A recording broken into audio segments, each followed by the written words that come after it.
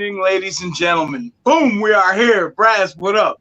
What's up with you, Spittin? How you doing, man? I'm chilling, man. Before we start the show, I want to shout out my sponsor, Lehigh Vape, for all your vaping necessities, for all your vaping needs, your juices, your hardwares, anything that you need in the vaping industry. Go to Lehigh Vape. They're located at 822 Nazareth Pike. Again, that's Lehigh Vape. They're located at 822 Nazareth Pike. Now to introduce my guest, the head coach, William Allen High School, Darnell Braswell, a.k.a. Neezy. What up, my guy? What's good, my guy? How you doing, man? Appreciate you having me.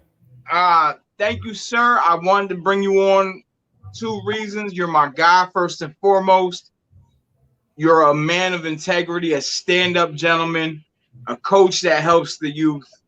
Here we are. I appreciate that. I'm just trying to pay it forward, man. Pay it forward, learn from a lot. I've been in a position where I'm able to, coach and lead young children and, try to show them, there's better things out there in life, You didn't start as a coach, though, so we're going to start at the beginning.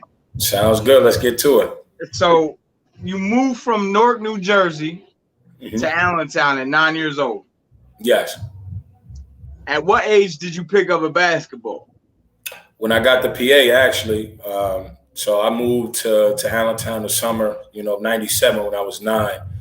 And the first, basketball I played was for Union Terrace, organized basketballs with Union Terrace with Chuck Rockmore and, Jeff Sadowski were assistant coaches and Reverend Hargrove were there. Danny's Hargrove's father, Reverend Hargrove. So me and Mike Hargrove was on the team and, that was my introduction to basketball. At what age do you think you knew that was it? That was your passion, your love, and you started taking this seriously? Ooh, that's a good question. Growing up, I was a, tri-sport athlete. I played basketball, baseball, and football, and I continued to do that until high school. High school, I dropped baseball, and I just kept football and basketball. And I want to say, that senior year of high school when we went on a run, I think that's when I knew I was going to take it serious and try to do something with this thing because I was playing both sports and I love both sports. I always was a guy that worked hard. You know what I'm saying? I had to do that. I wasn't naturally talented like some of my peers, right? So, from the time of playing for Union Terrace on up, I always just worked and I just continued to get better and better and better. But when I really locked in on basketball, that was senior year when we made that run, and the rest is history. Who was on your squad that senior year? The senior year when we made the run, we had Terrence Roderick, obviously T-Rock, my guy, certified killer. And then we had Ace Brown. Ace Brown don't really play too much anymore. He's a family man, handling his responsibilities. But he was one of my favorite teammates ever. And, anytime I'm on a platform, I want to give him his flowers because a lot of people don't know. But Ace was a lefty assassin, could shoot it, inside out cross, left to right cross. He threw lobs to T, threw passes to people, played good defense. Like, he was a really, really good player. And, us three formed our big three on quote, during that, that run that senior year. And we had other guys too, Anthony Hernandez, was a really good role player. My man Black, Barry Joyner, 5'9", but a stud, guarding these big dudes and, bringing that tenacity and that defense, and tough-mindedness to us, and then we had my Stewart twins off the bench. We had Nate Reynoso off the bench. We had Chad Saylor off the bench, and we had some younger guys too. So we were deep. We were 9 seniors deep that year, and we all messed with each other, and we were fortunate to get 2 championships out of that. And, make a run all the way to the state quarters. So high school ends, and where does basketball take you? So like I said, your first question, about when I really decided I wanted to go the basketball route. So I was a decent football player. I was getting some small one double A, it was no one double A anymore, but at that time it was one double A football looks, and I didn't know what I wanted to do. I was getting recruited, by small schools for basketball, a lot of Division threes, a few Division twos are sniffing around. And then I had all different levels for football. So I didn't really know which one I wanted to play at that point in time. But then, like I said, once the city came behind us and we went on a run, that feeling and that love was crazy, from the game of hoops. And, it made my decision. But I had options for all different levels, within those two sports. So did you played collegiately basketball? Correct, I did. So I went to DeSales. I played for Scott Koval. This is a man that, without him, I don't know if I'm Neezy the Hooper, what I'm saying, the legend or whatever, these guys be saying at our games. But he's a guy, from my junior year when he first saw me play down at Cedar Beach in one of those summer tournaments. Him and I just, we just hit it off instantaneously. He was a guy that, understood me. He was a guy that understood what I wanted to accomplish. He was a guy that believed in me, and he just put the battery in my back. And he was a guy that held me accountable. He made me work for everything. And, for that, I'm forever grateful for him. And, DeSales was just, that was just the start of me, creating my own identity. I love T. I love playing with T. I love him as a person. He's obviously, the best, guy I think, from around this area. But I wanted to be my own man. What I'm saying? I knew what I can do. I'm a guy that prides himself in being able to do whatever the team needs me to do in order to win. I won at every level, and I take pride in making sure that I'm a versatile guy. Whatever the team needs me to do, I took pride in doing that. And in high school, I kind of was that guy to cut, defend the best players, make an open shot, create a little bit here and there. But, for the most part, I was playing off of Terrence and Ace. And, when I got to college, Coach Koval, had this vision of me being the man and turning into the man that I became, on the basketball court. So it was certified killer. For certified killer. We're gonna get into it, Neezy. that's we could do that too. But just Koval just really, believed in me. I believed in his vision as well. And, he's a family person, and, he really cares about his players, and it's more to it than just basketball, and that was something that I was looking forward to. I didn't want to go to a big school with Allen being a large school. I wanted to go to a smaller place where I can really focus in on my grades and focus in on hooping and, becoming the best version of myself. And I felt DeSales was the best option, with that and, playing for Coach Koval. You did all 4 years there? Yeah, I did. So right out of Allen, I went right over, that August following graduation. I, enrolled at DeSales, and, the next 4 years I was there. So what was in the terms of level of the game, what was the collegiate level like compared to high school? It was, a lot of people don't really understand how hard Division III basketball is. It's special. If you can get a scholarship and play Division I basketball, I have the utmost respect for you. You get a scholarship go Division II, have the utmost respect for you. I'm super proud of you. But there's so many people at the Division III level who were 1,000+ point scorers on their high school team, who were the man on their team, and they just didn't have whatever at that point in time in their lives, a skill set or an athletic ability or whatever it is, to garner a scholarship. And to me, those guys who play Division III basketball are there because they really love the hoop. You know what I'm saying? They're passionate about it, and there's guys who can play. The one thing for me that I like to tell people when they always say, how you play just Division III, like you, whatever, I say it's tough out there. There's so many guards that can hoop. The difference between those levels is just the height and the athletic ability, right? You, Division II, you got guys who are anywhere from 6'5" to 6'10" who, are really good. You know what I'm saying? They may not be as skilled as those Division I guys with that height and that body, but they're athletic, right? And they're strong. And then you go to the Division I, these are the guys who have that athletic ability, but they have other things as well. and they just have the 1% athleticism. And that's the major difference, just the bigs and the height and the athletic ability. But when you come down to guards, there's guards that I've played throughout my 4 years at Division III level that can give gas to some people who were scholarship players, But at that point in time in their life, coming out of high school, they just might not have been that person that, they blossomed to be at that level. Now, we're talking about levels. I'm going to spin it back to high school real quick because I have a quick question for you, and then I'm going to take it back to college. Who were your toughest people that you had to guard in high school? Just give me 2 names. Toughest. That's a good question. You taking me back. I graduated 15 years ago, Spitter. That's a tough question. Obviously in practice, it was a war. You know what I'm saying? I was always pitted against T.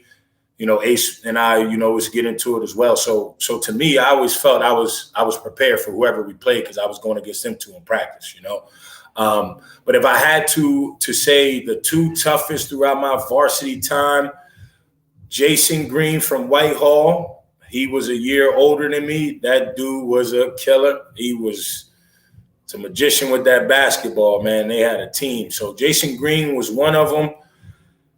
And the crosstown rivals, man, Tyler Barlow and Isaiah Gross-Wood, man, those 2 dudes was 2 20-point scorers on the same team. I think those 3 guys in high school, from like me sitting in the stance and they got the pill in their hand, those 3 guys were the toughest. I think, throughout my 3 years playing varsity, I think those were the toughest guys. We got a comment coming in from my guy Brian Brennan actually it's a statement more so. People don't understand how good D3 is, and you made the right choice to maximize your career, in my opinion. Shout out to you, Brennan, my guy. Yeah. Brennan, what's going on, man? I see your work, man, with them girls, yo. I love it. Continue to do your thing, man, and I appreciate that. So moving on to college, who were the tough draws at the collegiate level? At the collegiate level, man, the best, we had some guards, in our conference who played, at Delaware Valley College. It was kind of a college where, they recruited JUCO guys, right? So they recruited, Philly guards and New York guards. And they, throughout my 4 years there, they had some players who was pretty good. I don't really remember their names along those lines, spit it off to you. But, that was always a good matchup, playing against, Muhlenberg and Moravian, just me being an Allentown kid, I wanted to own the city. You know what I'm saying? I wanted to own the Valley, and I had an opportunity to play against 2 prestigious programs, all 4 years, and I went 8-0 against them, But, the toughest team we've played throughout my 4 years was we played Randolph-Macon, who had, my junior year, we beat them at the Sales on a buzzer beater, and they were led by Mike Rhodes, who's currently the head coach at, VCU.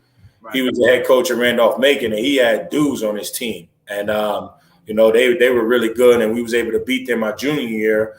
My senior year, we went down there and played them, and they had a guard on their team who was really, really good. He smoked us. And then we played them again in the Sweet 16, and they beat us. So, Randolph-Macon was the toughest opponent, I've faced, throughout my college career. Now, humbly, I'm going to ask you, and you can choose to deny this question if you'd like. Okay. Has anybody ever smoked your boots to where you was pissed when you was done and you're like, I'm coming back for war every time I see you? I wouldn't say for the duration of a game, you know what I'm saying? Horace gave it to me. Shout out to the OG Horace. When Horace first came out here, I knew who he was, obviously, but I thought Horace was just chilling. You know what I'm saying? I didn't think he was going, so at that point in time, well, even now, I still, guard the best player, just competitive spirit that I have. But he was the one who really gave it to me. And it wasn't pissed because it was an NBA champion. It was just more so just a feeling like, damn, he got off on me. You know what I'm saying? And I was looking forward to that. And, I wound up, building a solid relationship with him, playing with him down in, the YMCA in Easton and playing with him in the Forks Township League over the years. But, off the top of my head, that was the one that he gave it, you know what I'm saying? Like, he was like, yeah, I do this, you know what I'm saying? Like, he was the one. He was the one. He is, and that's shout out to my guy, Horace. And he's different. Yeah. Definitely different. But yeah. Were you on the team when we smoked their boots in the championship in Forks? I mean, we always played y'all. Yeah, so I would assume so. We played y'all. That league was really good, and yeah, you had Chad, Sweet, right? We always played y'all. Jermaine. Jermaine, yeah. So I'm pretty sure I was on that team at that point in time. Best believe I got y'all back in TOC though. You know what I'm saying? I beat T twice. Yeah, twice. Back in Tournament of Champions. You know what I'm saying? Me and T was going at it too. You know what I'm saying? So I got y'all back a couple times. So it's all right. It's all right. Moving on to your coaching career. After college, you're done playing. Do you want to take your talents overseas? Was that not an opportunity? Did you decide you wanted to coach? Nah, so, quite frankly, I wanted to hoop. You know what I'm saying? I was locked in. I came into my own. I really wanted to, and I thought I had an offer lined up for me. I thought I did a couple combines, some showcases, and I played pretty well. And, I had a contact that was given to me by, one of my assistant coaches at the time at the college level. And I thought, I was going to Iceland. I really thought I was going there. And, that whatever reason that offer, was kind of pulled under the plug or pulled up under the rug from me. And, that kind of really hurt my spirits, you know what I'm saying? And I don't come from a family where I love my family to death, but we grind, you know what I'm saying? We working people. And, I couldn't really just sit around and really chase that dream. I just decided, I gotta move forward and start, my professional career.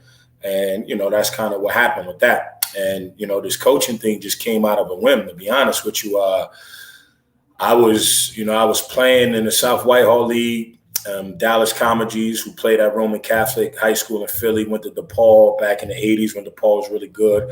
I had a splash in the league and a long, professional career overseas. He moved to Allentown and he was coaching over at Allen. And, one of the guys on our team, brought him on. And he was doing these little workouts over at St. Joseph the Worker in Parkland territory. And I wound up latching on with him. He asked me if I wanted to come and do this little professional development, skill development clinic. And from there, I got into AAU basketball. And I was running, I'm working for, for William Long, L&L Running Rebels based out of Bethlehem, and, I had a good time, but I didn't think I was going to spin this into a career. You know what I'm saying? That was just something that I was doing, when AAU season was around, with Dallas Comedies and with William Long and the Running Rebels program. But I get a call from Dennis Census, the head coach of Central Catholic, fast forward a year or so after that. And he's like, listen, I'm putting my name in for the Central job. It's open. I would like for you to come, and join my staff. And that's pretty much my introduction to official, organized coaching at the high school level. And from there, I was able to spear that, into, going into sales and coaching under Scott Koval. And, now, embarking on my own journey as the head coach at William Allen High School. Somebody that I hold dear to my heart. I had him on the show, and he speaks volumes of you. Harry Moore. Yeah. H. Man, that's good peoples right there. That's one of the purest souls, in America. I mean, that dude, whoever he comes in contact with, you know what I'm saying, he's going to make them smile and make them feel good about himself. Harry is great people, and he's a guy that, I really, happy that I was able to cross paths with him, at DeSales University. Most definitely. Yeah. Now you're the head coach at William Allen High School. Your first year district champ. Tell me what that's like. What a run. Yeah, man, it's an adrenaline run. I mean, life comes full circle, Spittin, right? I mean, 14 years prior, I was the one in their shoes winning district championships, right? Getting the medal placed around my neck. If you would have asked me, when I was a 16, 17, 18-year-old kid, if I was going to be the head coach, and I would have said, hell no, right? But life comes full circles. Things happen. Opportunities present themselves. And, COVID happened, and I was able to really sit down and just reflect on where I was at in my life and, what I wanted to accomplish. And I felt like that was a good opportunity for me, to go back and help, a place that means so much to me and, These kids in Allentown get a bad rep, and I'm tired of it, quite frankly. You know what I'm saying? It's just bogus to me. So instead of, having those feelings and not doing anything about it, I felt that this was the best opportunity for me, to try to get in there and reach these, get my tentacles in the community and try to help these kids. So we was talking before we went on air. What's it like, because as children, we try to develop their skills and their fundamentals in the game. And as they get older, we're fine-tuning the fundamentals, and then we're also coaching attitudes and egos. Mm-hmm.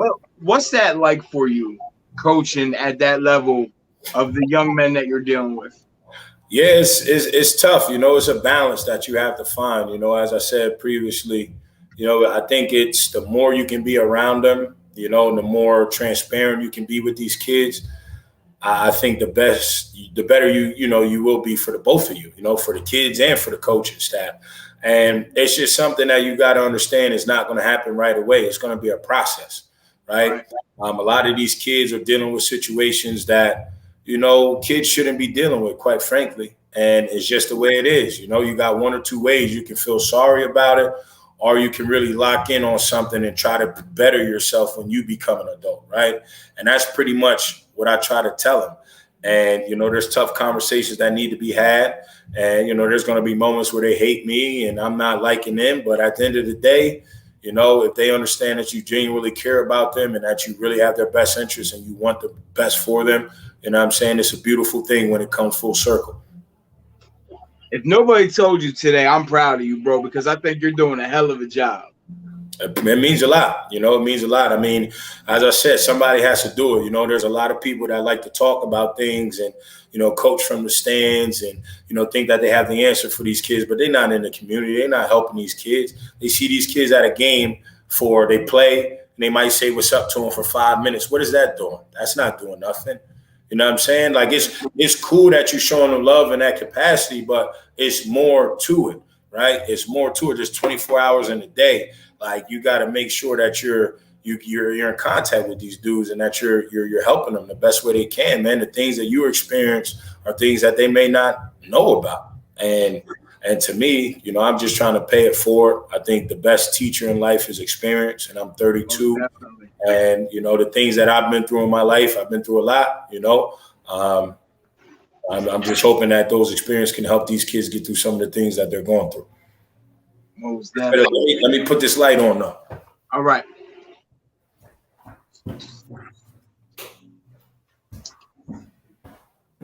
So, yeah, but the sun done went down. Yeah, it did. It's getting dark out here. So I gotta ask you, what does the Heritage Tournament mean to you? It means everything. I congratulated, my guy, Eric Marfield, bro, 12th Street Stand Up, the other day. And I said, enjoy it. You know what I'm saying? There's not many things in a basketball tip that's better than winning the Heritage. That's an environment where you're in the heart of Allentown. You're at the park. The environment, the atmosphere is amazing.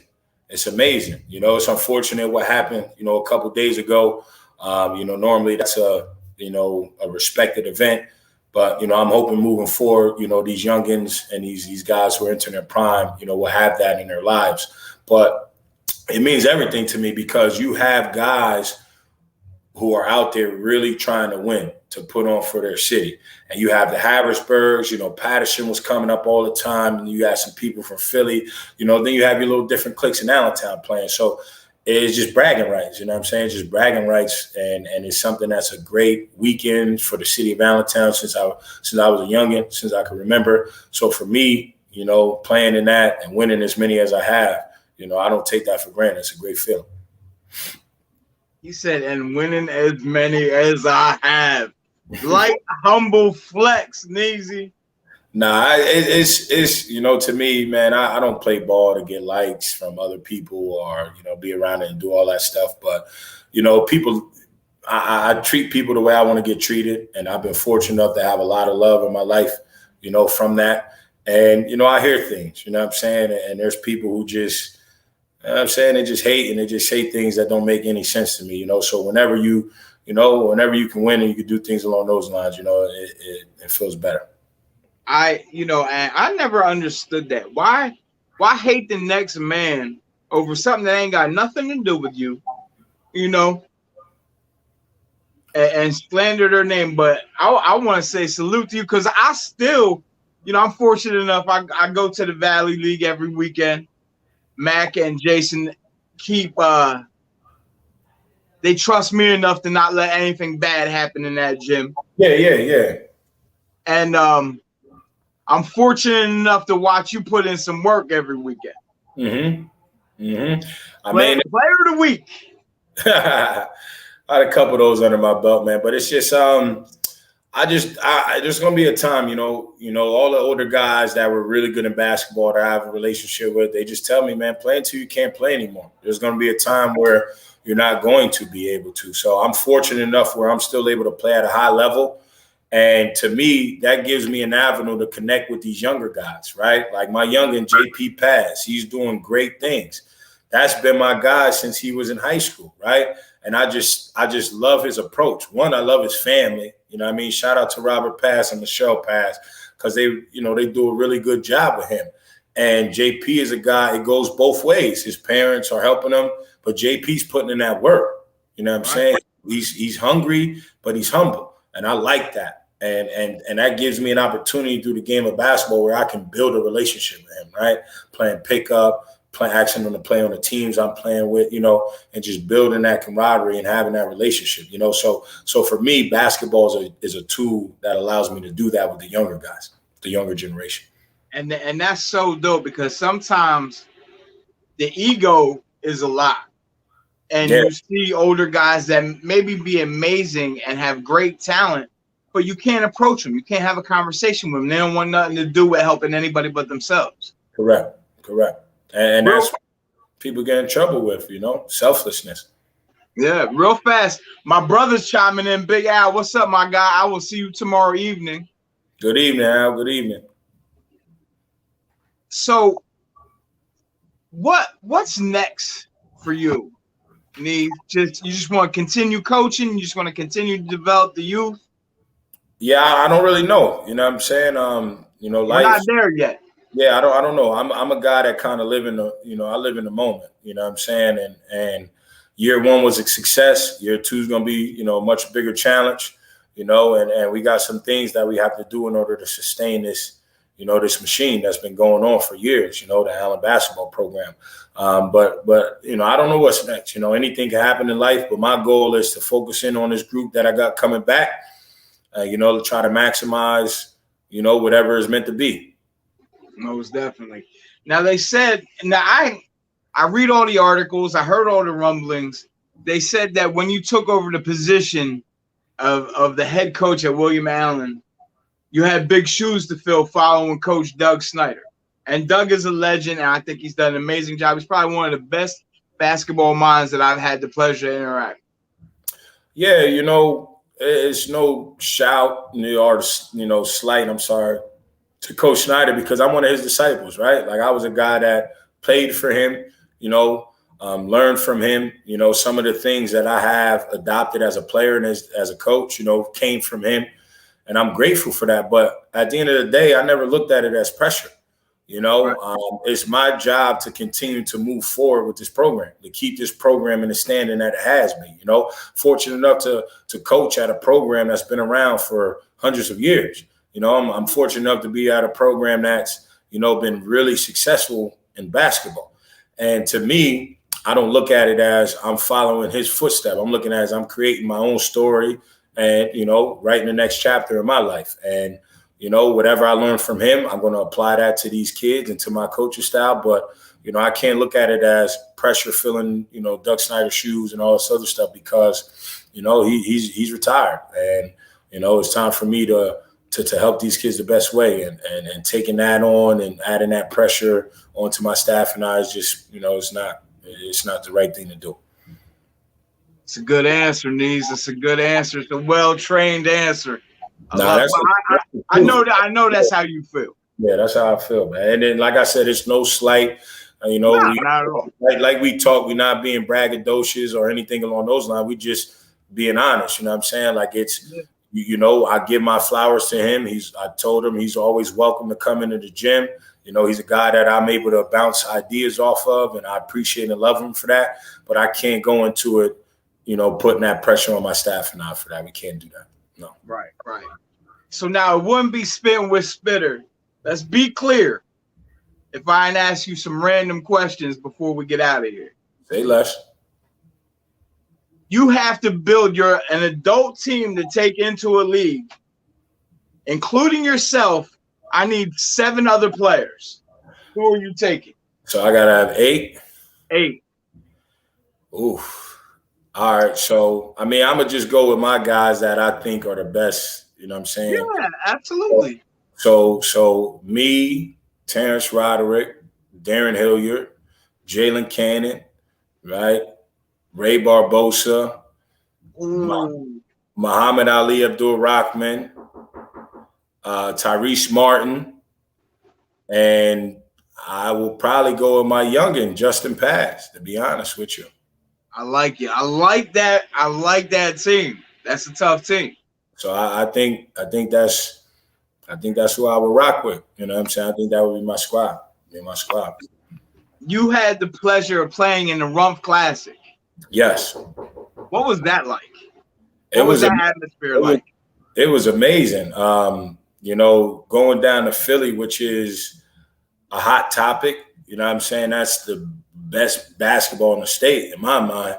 Going down there, competing against pros, former pros. Like I got to play against Flip Murray. Bobby Porter's an NBA champion. I got to play against him. You know what I'm saying? Jason Tatum and Will Barton playing before us. Like that was amazing. You know what I'm saying? That environment was dope. My high school teammate T used to play down there. Hilliard, Money used to play down there. So I used to go down there and watch them, just to show love and support. And when we was able to get our team in there and play, it was a no-brainer that I was going down there and trying to put on for our town. I heard you did well. I heard from one of the OGs that you was handing out work. I did well, man. We was fortunate enough. We lost to the champions, right? So we had them beat. We lost to them in overtime. We let the game slip away from us in the last minute of the game and ran out of gas in overtime. But we lost to the champion, and we was able to place 3 on the all-conference, all division, whatever team you want to call it. You know what I'm saying? Right. All tournament team. Me and T was second team, and my guy Wayno, who played up at East Stroudsburg, was third team. So we represented, the area well. Dope. Yeah. What now? The official Spittin' with Spitter question. What is in your playlist right now? To be honest with you, after last night, I just been listening to Locks all day. To be honest, we gonna get into it in 1 second, but go ahead. So that is what I've been listening to since yesterday, since last night, all day today. I'm on vacation. That's what I've been listening to on the boat and whatnot. But for the most part, man, I work a lot of kids out. I kind of have their music, the music that they listen to be honest with you. My favorite rapper is Jay-Z, so he's always on deck. But, these kids got me listening to some of these young guys, and I like them. You know what I'm saying? I like them. Who are some – listen, because maybe I'm just a grumpy old man, but some of the stuff I can't get behind. Yeah. Who would you suggest I dive into and listen to? Lil Baby.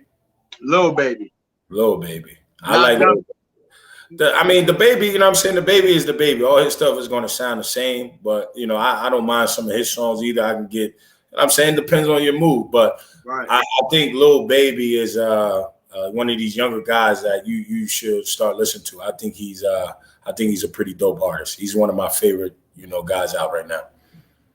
Did you watch the versus battle last night? Of course I did. I told you I'm on vacation with my family. Like yesterday, what I'm saying? We out here. We do this every summer to celebrate my bigger brother who passed away back in 2006, So happy birthday. Rest in peace, big bro. Love you and miss you. You know what I'm saying? God bless. But we up here, and I told my mom, I said, whatever you planning to do tonight, you got to get that done before 9:45 because I need to go downstairs and put this on the TV and tune into this. You know what I'm saying? That's my childhood days right there. That's my late elementary, middle school, high school days, and I need to hear this. You know what I'm saying? I need to hear this. And what did you think of the outcome? Man, they watched them boys, man. It wasn't even close. That's what they call a thorough ass whooping. I mean, Kiss was a star, as you can see. You know, he single-handedly beat Dipset last night. Single-handedly. That's how I feel about it. But I mean, I don't know. I mean, I picked the locks. Me and my boys was talking about it. I said the locks are gonna wash them, and they washed them. They did. I made sure I hit every person that hit me with that Dipset talk today. Yeah. Because they were giving me all kinds of slander. They were like, no, there's no way the Locks is going to win. Yeah. And you watched the Locks put on a master class last night. Absolutely. From everything, you know what I'm saying? Just from and Kiss made sure he brought it up, like just from a pure hip-hop standpoint. You know what I'm saying? Their presence on the stage, the way they remembered their rhymes, they were delivering their rhymes, and they was, you know, whatever was happening, they was on there talking about it, bringing attention to it. Like those true hip-hop artists, man. True hip-hop artists. And shout out to their DJ technician. You could tell he had chemistry with them, and that's a major role. Shout out to all the DJs out there. Yeah, I mean, I don't know if you've been watching them, but that was the same thing with the Fab and Kiss. Like Tech was he was locked in. Him and Kiss had synergy, and they whatever Fab, boom, I answered that. You know what I'm saying? Like they was ready. So shout out to them for being prepared. You know what I'm saying? Going into a battle. I don't think anybody should bark up Jada's tree in this versus thing ever again. Nah, he could class a top 5 dead or alive. You know what I'm saying? That's just all. I jumped out the window last night. I said top 3, and I don't listen. Biggie and Pac can go somewhere else. Yeah. No offense, but they're not here with us. They're not making music. So I'm saying top 3, and I don't think he's 3. I mean, life's all about preference, right? You know what I'm saying? But I love Kiss. I'm a big Kiss fan. Hov is always number 1 for me. You know what I'm saying? But Kiss is a dope artist. Dope artist. You got Nas dropping a new project tomorrow. King Disease. Is it King Disease 2? Yeah. King Disease was fire. That album was whew. So if it's anything along those lines, like, all right, I got some bump to listen to on the way home. That's for sure. Most definitely. Yeah. Before we get out of here, I always ask my guests, since I did all the talk, all the question asking, is there anything you want to ask me before we go? I mean, how can we make this boom? You know what I'm saying? The viewers watching, myself, you know, whatever you need from us, you know, let us know how we can help you, you know what I'm saying, get this thing moving forward.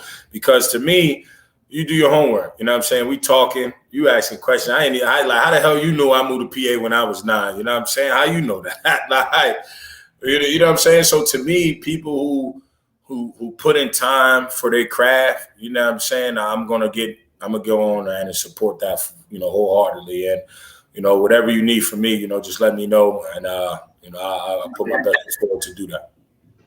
I definitely appreciate that. And I think I'm making my way going in the right direction. Mm-hmm. You know, I was doing some research. Most podcasts don't last past 20 episodes. Yeah.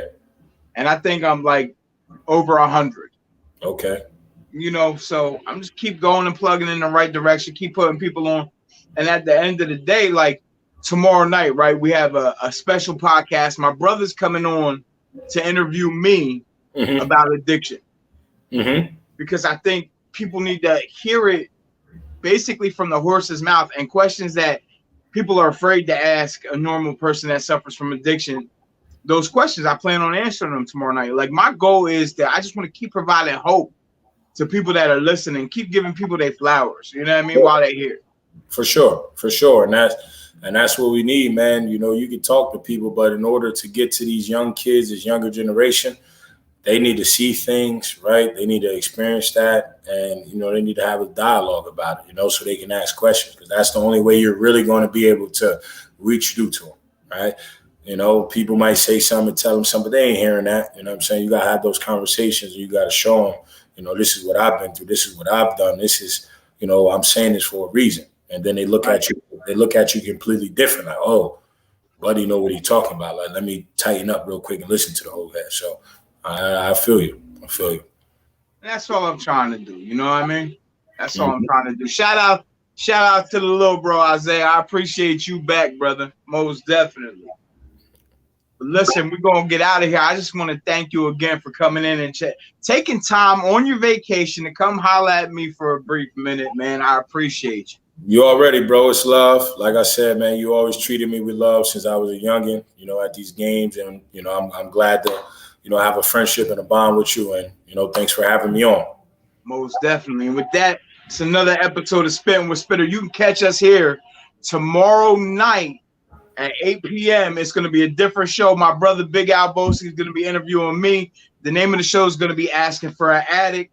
And we'll be here tomorrow night at 8 p.m. With that, I'm signing off. It's Spittin' with Spitter. Thank you very much, Brass. All right, Spitter. I'll see you on Sunday, all right? Absolutely. All right. Love. Love. Isaiah, most definitely will be on your podcast whenever you want, my brother. Thank you, everyone, for tuning in tonight. And for those that just tuned in, if you need any vaping needs, you have any types of questions, you want to switch, you want to cut the cigarettes and go to vaping, go to Lehigh Vape, located at 822 Nazareth Pike. They will take care of you. Tell them TJ sent you. And don't forget to tune in tomorrow night where we have a different show. My brother's going to be interviewing me. It'll be at 8 p.m.